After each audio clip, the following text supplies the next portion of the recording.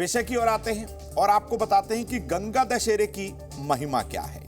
देखिए, ज्येष्ठ मास की शुक्ल पक्ष की 10वीं तिथि को गंगा दशहरे के पर्व के रूप में हम मनाते हैं।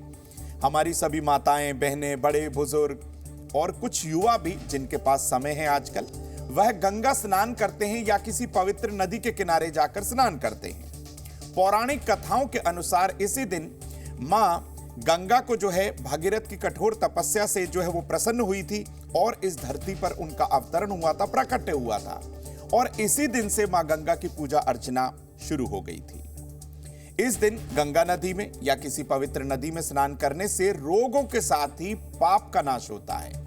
जीवन की बड़ी से बड़ी समस्या का बहुत कम समय में, या मैं तो कहूंगा स्नान करने के साथ ही वो समस्याएं खत्म हो जाती हैं। अब आपको बताते हैं कि गंगा दशहरे पर कैसे होगा दरिद्रता का नाश, कैसे होगी धन की कमी दूर और मां गंगा का आशीर्वाद आपको कैसे मिलेगा। सबसे पहले यह भी समझा देते हैं। देखिए, गंगा दशहरे पर सुबह के समय आप किसी भी नदी या गंगा नदी के किनारे पहुंच जाएं, स्नान करें पवित्र हृदय से और साफ वस्त्र पहन लीजिए। इसी के साथ आप जो है रोली से, मौली से, धूप दीप चावल से जो है मां गंगा की पूजा अर्चना करें, क्योंकि मां गंगा की पूजा अर्चना से बड़ी समस्या का अंत हो जाता है।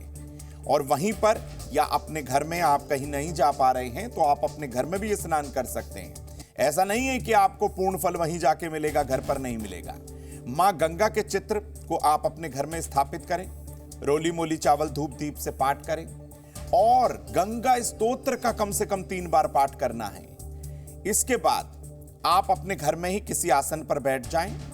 1 लोटा गंगा जल आपको लेना है, अपने सामने रखना है और गंगा स्तोत्र को कम से कम 3 बार दोहराइए, पाठ करिए। और पाठ के बाद देवी लक्ष्मी का भी आप ध्यान कर सकते हैं, मां गंगा का ध्यान कर सकते हैं और इसी गंगा जल को संपूर्ण घर में आप इसका छिड़काव करेंगे।